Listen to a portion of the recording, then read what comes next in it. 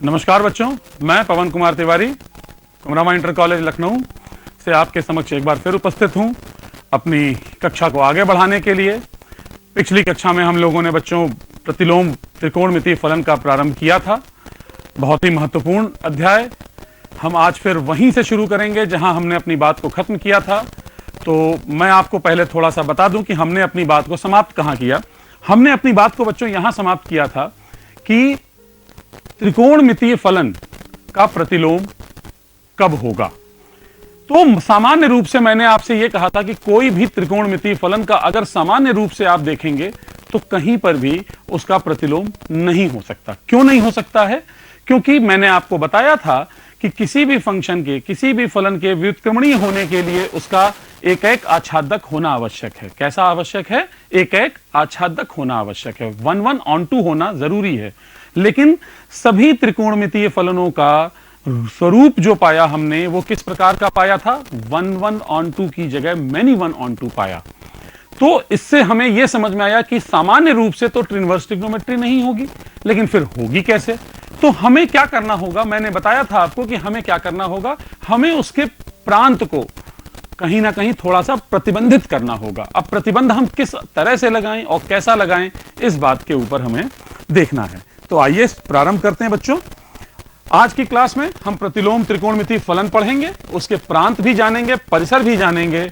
फिर इन फलनों का ग्राफ कैसे, जैसे ट्रिग्नोमेट्रिक फंक्शन होते हैं, त्रिकोणमितीय फलन होते हैं, उनका ग्राफ है तो इसका ग्राफ भी होगा। तो वो हम निकालेंगे किससे? इन्हीं से निकालेंगे। त्रिकोणमितीय फलनों से ही प्रतिलोम करते हम लोग ग्राफ निकालना सीखेंगे और फिर उसी ग्राफ से हम ये सीखेंगे कि त्रिकोणमितीय फलन की शाखाएं क्या होंगी। अब मैंने आपसे कहा ना कि इसको प्रतिबंधित किया जाएगा। प्रतिबंधित करने के लिए हमें उसे परिसर को तोड़ना होगा। जब वो तोड़ेंगे तो कई हिस्सों में बंट जाएगा और वो जो हिस्से बंट के निकलते हैं उसी को हम लोग क्या कहेंगे? शाखाएं। और फिर आखिरी में हम लोग इसमें अंत में इसमें कुछ प्रश्न भी करेंगे अपनी इस बात को अच्छे से पूरा करने के लिए, हम अपनी बात को स्थायी करने के लिए इसको देखेंगे। तो आइए बच्चों आगे आते हैं। आज की क्लास में हमने अपनी पिछली क्लास इसी जगह पे खत्म की थी। आप ध्यान से देखिए तो यही लिखा था कि त्रिकोणमितीय फलन सामान्यतः एक एक आच्छादक नहीं होते हैं। नहीं होंगे तो उनका प्रतिलोम ज्ञात करने में हमें त्रिकोणमितीय फलन के प्रांत को क्या करना है? देखिए, प्रतिबंध के साथ लिखा जा सकता है और इसी प्राप्त प्रांत को हम क्या कहते हैं? प्रतिबंधित प्रांत या रेस्ट्रिक्टेड डोमेन कहते हैं। अब हम करेंगे कैसे बच्चों? अगर मैं इसको सामान्य रूप से समझाऊंगा आपको तो परेशानी आएगी। इसका सबसे अच्छा तरीका जो होता है वो हम ग्राफ से अगर सीखेंगे तो आसान है। ये आप सब जानते हैं कि साइन का जो ग्राफ होता है, साइन के जो मान होते हैं, साइन एक्स जब हम लिखते हैं तो आप एक बात ध्यान रखें, साइन एक्स, इसमें एक्स क्या है? एक कोण है, एंगल है। तो जब हम ट्रिग्नोमेट्री पढ़ते हैं, त्रिकोणमिति पढ़ते हैं, ट्रिग्नोमेट्रिक फंक्शन की बात करते हैं, तो इसको ऐसे समझें कि एक मशीन है। इस मशीन के अंदर इनपुट कौन जाएगा? इनपुट जाएगा कोण, एंगल जाएगा। और बाहर कौन आएगा? ये इनपुट है हमारा, इसके अंदर ये जाएगा और बाहर कौन आएगा? एक मान बाहर आएगा, एक मान बाहर आएगा। और इसके अंदर कौन होगा? ट्रिग्नोमेट्रिक फंक्शन होगा। कौन सा होगा? साइन, कॉस, टैन, कॉट, सेक, कॉसेक, कुछ भी हो सकता है। अब ये जो, इसका मतलब ये हुआ कि रखा किसको गया? एंगल को। मिलेगा कौन? उसका मान। इसीलिए हमने क्या कहा कि एंगल रखा जाता है और साइन का जो मान होता है वो -1 से +1 के बीच में कुछ भी लिया जा सकता है, कुछ भी आ सकता है, -1 से +1 तक। तो इस तरह से हम ये चीज तो समझ में आती है। लेकिन अब हम इसको जो हमें समझना है वो देखिए, साइन का ये ग्राफ हमने आपको बताया था कि कैसा है? कैसा है? many 1 on 2। ध्यान दीजिएगा, many 1 on 2, बहुएक आच्छादक, बहुएक आच्छादक, बहुएक आच्छादक होता है। अब बहुएक आच्छादक का हमें इसके डोमेन को तोड़ना है। तो ये तो निश्चित है कि इसका मान -1 से +1 के बीच में चल रहा है। जब मान -1 से +1 चलेगा तो हम इसके हिस्सों को तोड़ दें। अब देखिए, मैं तोड़ना सिखा रहा हूं आपको। यहां पे मैं ले लूं, ये मान मैंने लिया और ये मान मैंने लिया, इसके बीच का इतना हिस्सा ले लिया। ये एक हिस्सा ले सकते हैं हम, जो आप अपनी स्क्रीन पे देख रहे हैं, लाल हो गया। इसी प्रकार से अगर मैं यहां से जो हिस्सा लिया है, अब मैं इतना हिस्सा ले लूं, ये भी ले सकता हूं, ये भी ले सकता हूं, या मैं ये हिस्सा ले लूं तो ये भी ले सकता हूं। अब आप देखिए यहां पर x का मान कितना था, -π/2, तो मैंने कहां से कहां तक के हिस्से लेने शुरू किए, -π/2 से π/2, π/2 से 3π/2, और क्या लिया, 3π/2 से 5π/2। ये मैंने इसको तोड़ना शुरू किया। इसी तरीके से आप माइनस में भी तोड़ सकते हैं। माइनस, अब ये -3π/2 होगा बच्चों, ये वाला हिस्सा ले लो, तो इसका मतलब कि -3π/2 से -π/2 तक। तो ये जो आप देख रहे हैं, जितने टुकड़े आपने यहां देखे, इन सब को हम क्या कह सकते हैं कि अगर हम केवल इतने हिस्से की बात करें या केवल इतने हिस्से की बात करें तो ये फलन कुछ ऐसा दिखेगा। यही फलन कुछ ऐसा आपको दिखाई पड़ रहा है। बस अब आप बताएं कि ये एक आच्छादक होगा या नहीं होगा। तो ये अब एक आच्छादक है। अगर हम x अक्ष के समांतर कितनी भी रेखाएं, अनंत रेखाएं खींचें, हर रेखा इस को एक जगह काटेगी, और y अक्ष के समांतर चाहे जितनी रेखाएं खींचें वो भी इसको एक ही जगह काटेगी। इसका मतलब हर x का केवल एक y होगा, और ये फलन कैसा हो जाएगा, एक आच्छादक हो जाएगा। और अब इसका हम इनवर्स निकाल सकते हैं। अब मैं आपको बताऊं, इनवर्स निकालने का सबसे आसान तरीका यह होता है कि जैसे अगर मैंने कहा कि f एक फलन है x से y में, तो उल्टा करना है ना। मैंने क्या बताया था कि यह फलन कहां से कहां होगा, y से x में होगा। तो जो ग्राफ अभी तक हम x ये है और y ये है, मैं ऐसे बना रहा हूं, तो x और y को लेकर बनाया था। अब x हम लोग इस ग्राफ को पलट दें, मतलब जो y है उसको x कर दें और जो x है उसको y कर दें। तो देखिए यही वाला ग्राफ यहां पे ऐसे बना दिया गया। अब आप देखें यही ग्राफ यहां पे ऐसे लेटा हुआ बन रहा है, और ये किसका ग्राफ हो जाएगा, अब ये इनवर्स का ग्राफ हो जाएगा। और इसके आप चाहे कोई हिस्से ले लें। कौन सा हिस्सा लेना, -1 से +1 के बीच में, और हम कौन सा हिस्सा ले लें, यहां से यहां तक ले लें, -π/2 से +π/2, या π/2 से 3π/2, या 3π/2 से 5π/2। ऐसे आप किसी भी एक टुकड़े को लेते जाएं और फलन ये वाला लें, चाहे ये वाला लें, चाहे ये वाला लें, चाहे ये वाला लें, चाहे ये वाला लें। कोई भी फलन अगर आप ऐसे लेते रहेंगे तो आपको क्या मिलेगा, ये फलन कैसा हो जाएगा, उसका व्युत्क्रम हो जाएगा। और हम लोग इस बात को कह सकते हैं कि जो त्रिकोणमिति फलन है, अगर साइन का ग्राफ हमको देखना है तो साइन का ग्राफ हम लोग जो अभी तक इस तरह से बना रहे थे उसमें हमको सब छोड़ देना है। अब हमें क्या बनाना है, केवल इतना और केवल इतना। इस ग्राफ को अगर हम लोग अक्षों को पलट दें तो यही ग्राफ कैसा नजर आएगा बच्चों। अब आपको यही ग्राफ कैसा नजर आएगा, ये ग्राफ ऐसा नजर आएगा, और यहां होगा π/2, यहां होगा 1, सॉरी ये 1, और ये -1, ये होगा π/2 और ये होगा -π/2। तो इसका मतलब ये हुआ कि जो मुख्य त्रिकोणमिति थी उसमें हम कोण रखते थे और उसके अनुपात निकालते थे, कुछ मान मिलते थे। अब हमें क्या करना है, अब हमको मान रखने हैं और उसका संगत कोण ज्ञात करना है। अर्थात किसी मान के संगत कोण को ज्ञात करने की विधि को प्रतिलोम त्रिकोणमिति फलन कहा जाता है। तो यह हमारा सबसे आसान सा तरीका है। अब हम लोग इसी बात को आगे बढ़ाएंगे। तो ये हमने साइन का ग्राफ देखा। इस ग्राफ में बेटा एक और बात बहुत अच्छी सी है, अगर मैं इन दोनों ग्राफ्स को मिला दूं, देखिए कितने आसानी से ये दोनों ग्राफ मिलाए गए हैं। आप इसको अलग से भी समझ लें, ये हमारा साइन का ग्राफ चल रहा है, और अगर हम इसी को यहां पे बनाएंगे तो ये देखिए कैसे बनेगा। ये यहां पे ऐसे बना है, ऐसे गया है, ऐसे। अगर हम यहां एक रेखा खींचें, यहां पे हम एक रेखा खींचें, कौन सी रेखा, y बराबर mx की, और m की जगह 1 लिख दें, तो ये y बराबर x होगी। y बराबर x को अगर हम खींच दें रेखा को, तो वो ये रेखा दिख रही है, और इस रेखा के आप दोनों तरफ, नीचे वाला हिस्सा इधर का ग्राफ और इधर का ग्राफ अगर आप ध्यान से देखें तो दोनों एक दूसरे के दर्पण के प्रतिबिंब दिखेंगे। जैसे लगेगा कि एक दर्पण में इसका प्रतिबिंब देखा जा रहा है। तो इनवर्स का मतलब यही है, दोनों एक नजर आएंगे, y बराबर x पर दोनों एक जैसे नजर आएंगे, एक ही नजर आएंगे। इसलिए जब f और f इनवर्स मिलेंगे तो वो क्या हो जाएगा, एक हो जाएगा। ठीक है, तो इसलिए हम लोगों को y बराबर x से ये समझने की आवश्यकता है। और जो चीज साइन के लिए चल रही है, इसी प्रकार हम कॉस को भी कर सकते हैं, इसी प्रकार हम टेन को भी कर सकते हैं, इसी प्रकार हम सभी को कर सकते हैं। देखिए आगे मैं आपको वो भी दिखाता हूं। ये देखिए हमारा ग्राफ साइन इनवर्स x का, देखिए आपको दिख रहा है अब, और ये कहां से कहां तक है, यहां पर हमको क्या मिल रहा है, और यहां क्या मिल रहा है, और यहां क्या मिल रहा है, और यहां क्या मिल रहा है। तो यहां पर x का मान 1 है, यहां -1 है, और ये π/2 माइनस का है, और यहां पे प्लस का π/2 है।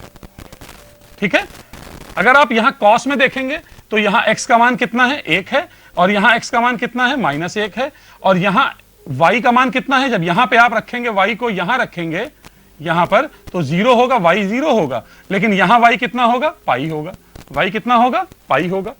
तो इसका मतलब कि cos का मान 0 से पाई के बीच में दौड़ रहा है। अब अगर हम ध्यान से देखें तो जो साइन पर हमने पढ़ा, इसका जो प्रांत था, अब इसका प्रांत, साइन इनवर्स का प्रांत, डोमेन क्या बन जाएगा बच्चों, इसका डोमेन क्या बन जाएगा, इसका डोमेन बन जाएगा -1 से 1। मतलब साइन में जो उत्तर आता था वो हमारा कोण हो गया, वो हमारा इनपुट हो गया, तो ये हमारा प्रांत हो गया। जो परिसर था वो प्रांत कर दें, और जो प्रांत था वो परिसर कर दें। लेकिन साइन का जो प्रांत था वो रियल नंबर था, वास्तविक संख्या थी, हमने उसको क्या किया, प्रतिबंधित किया, और हमने उसको प्रतिबंधित करके ये ले लिया, कहां से कहां तक, -π/2 से +π/2 तक। कॉस में क्या ले लिया, 0 से पाई ले लिया।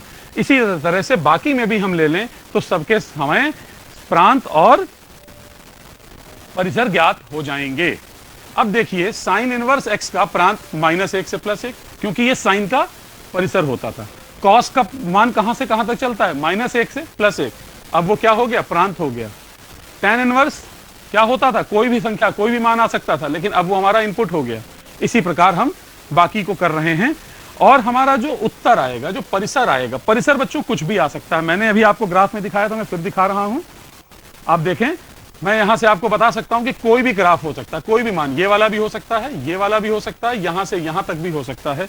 हमने अभी लिख के बताया था कि ये -π/2 से π/2 भी हो सकता है, π/2 से 3π/2 भी हो सकता है। कुछ भी आप इसमें ब्रेक कर सकते हैं, तोड़ सकते हैं, इसका कोई भी हिस्सा ले सकते हैं।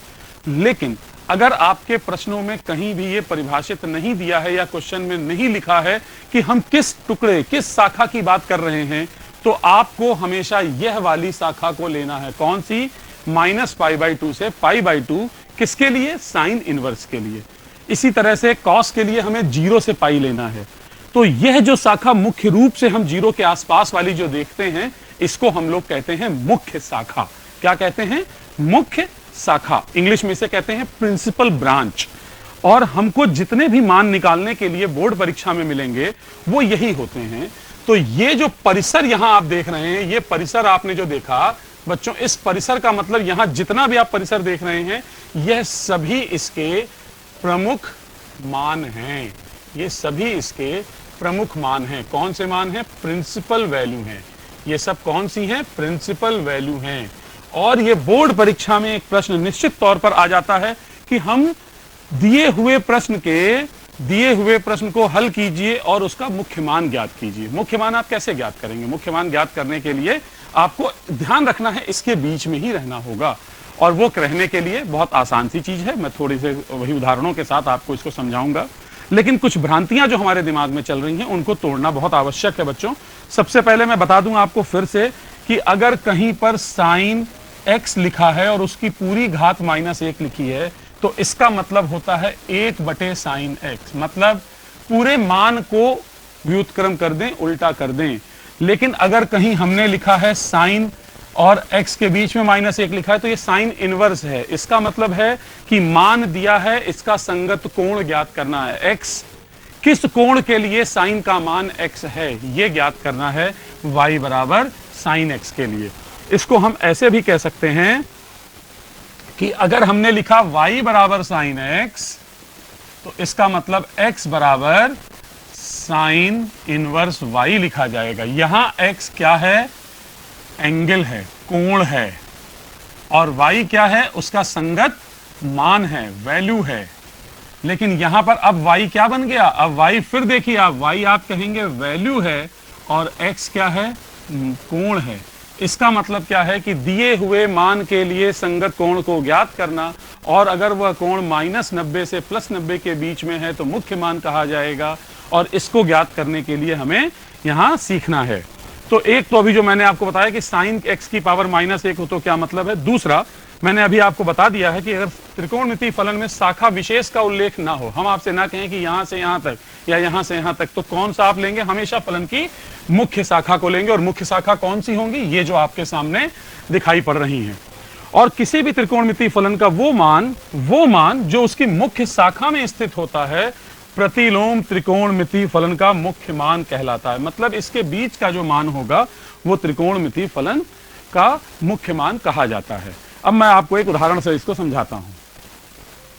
मान लीजिए मैंने आपसे कहा कि साइन इनवर्स 1/2, तो आपको वो कोण ज्ञात करना है जिसके लिए साइन का मान 1/2 हो। इसको आप ऐसे y मान लीजिए। तो इसका मतलब क्या हुआ? इसका मतलब बच्चों है साइन y बराबर 1/2, आप ऐसे लिख सकते हैं। और साइन y अगर 1/2 है तो साइन का मान 1/2 कब होता है? जब कोण कितने डिग्री का हो? 30। लेकिन आपको यहां कोई भी चीज डिग्री में नहीं लेके चलनी है, सब किस में लेके चलनी है? रेडियन में। तो हम क्या कहेंगे? π/6। अब अगर हम दोनों तरफ साइन y बराबर साइन 30 कह रहे हैं तो y का मान कितना निकला?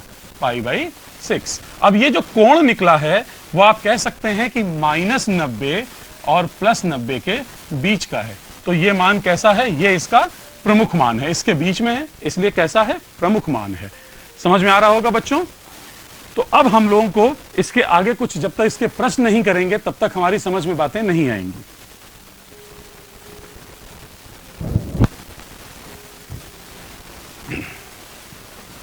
देखिए बच्चों, साइन इनवर्स 1/√2 का मुख्य मान ज्ञात कीजिए। मुख्य मान ज्ञात करना है। साइन इनवर्स लिखा है तो एक बात तय हो गई कि हमें -π/2 से +π/2 के बीच ही रहना है। -π/2 से +π/2 तक रहना है, इसके बाहर नहीं जाना है। ठीक है बच्चों?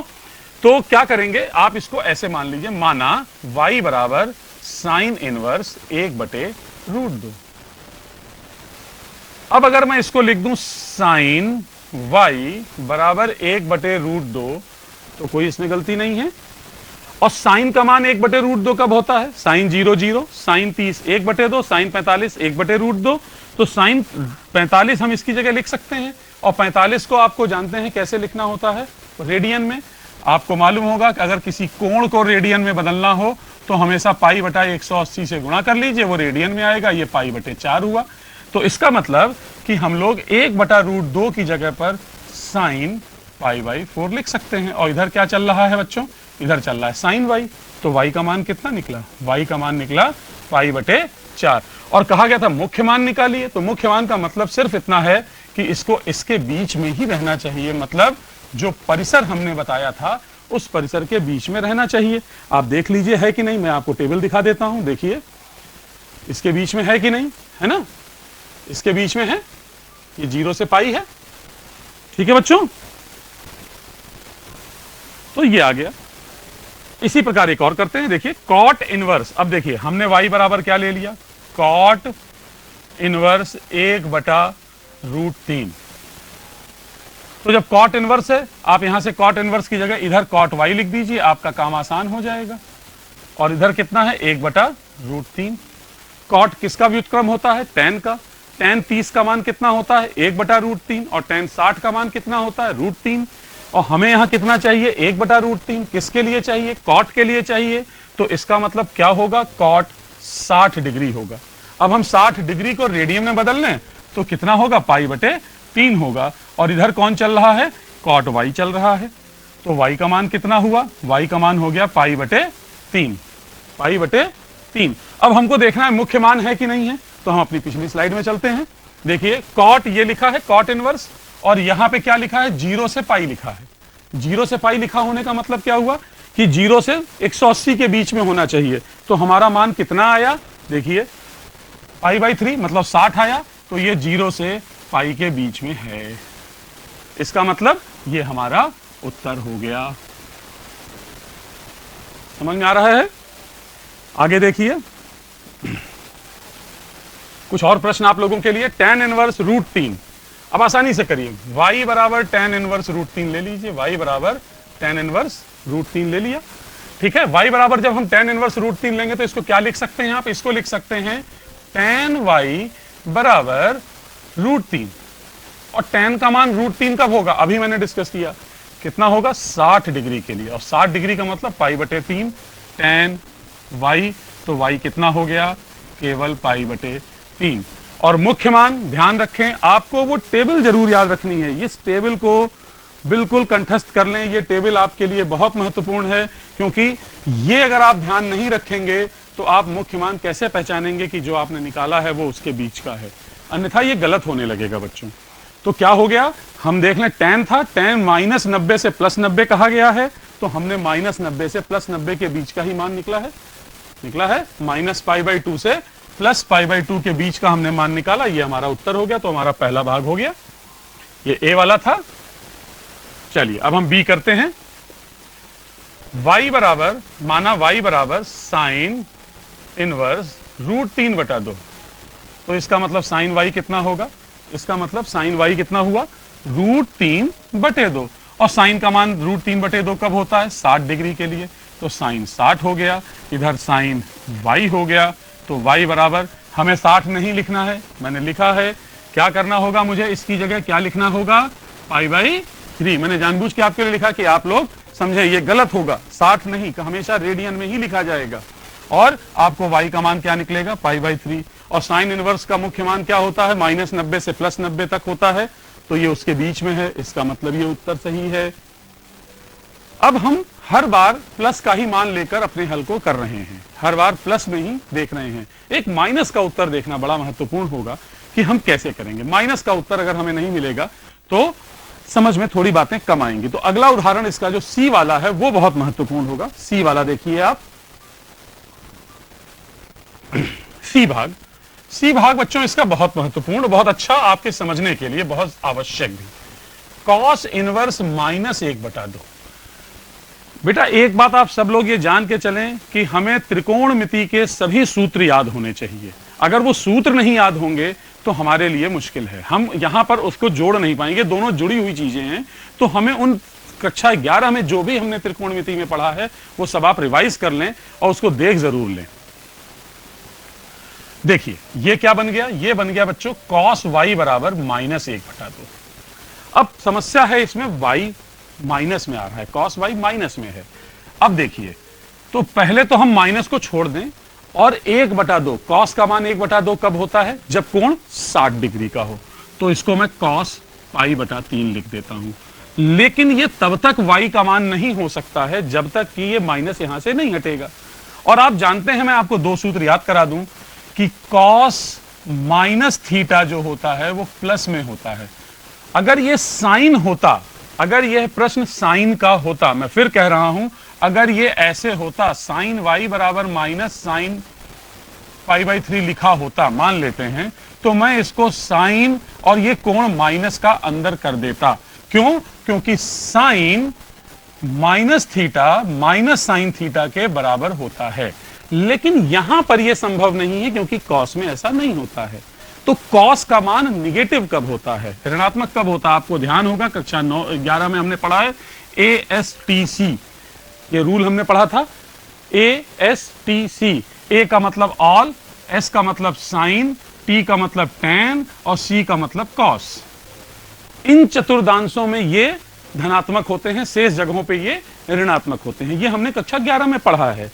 इसको हम लोगों ने रूल भी पढ़ा था ASTC, कैसे याद किया था आपने, add sugar to coffee, add sugar to coffee, हमने इसको पढ़ा था।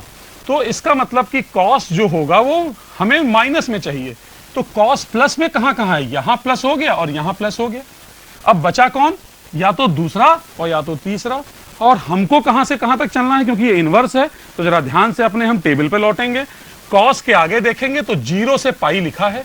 0 से पाई लिखा होने का मतलब होता है, 0 से पाई लिखा होने का मतलब होता है कि केवल पहले और दूसरे के बीच में होंगे, केवल पहले और दूसरे के बीच में होंगे। तो कोण को कहां आना होगा, कोण को आना होगा दूसरे चतुर्दांश में, और दूसरे चतुर्दांश में लाने के लिए हमें क्या करना होगा, यहां पर पाई -θ वाला फॉर्मूला। तो इसको आप लिख दीजिए पाई -π/3, पाई -π/3, और ये क्या बन गया cos 2π/3, और इधर cos y, तो y का मान कितना हुआ 2π/3 हुआ। मैं आपको बता दूं जो हमने सूत्र यहां इस प्रयोग किया है वो ये किया है, cos 180 - θ बराबर माइनस कॉस थीटा। दूसरे चतुर्थांश में कॉस निगेटिव होता है, इसलिए हमने माइनस कॉस थीटा प्रयोग किया है। ठीक है बच्चों, अब इसके बाद अपनी इसी प्रैक्टिस को आगे बढ़ाने के लिए एक हमने आपको मल्टीपल चॉइस क्वेश्चन है, विकल्प के तौर पर आप देखें तो ये वाला कोण कितना होगा, हल आप अलग अलग करिएगा, मैं आपको साधारण तौर से बता देता हूं। tan का मान √3 कब होगा, tan का मान √3 कब होगा, जब कोण 60 का होगा तो ये π/3 आएगा।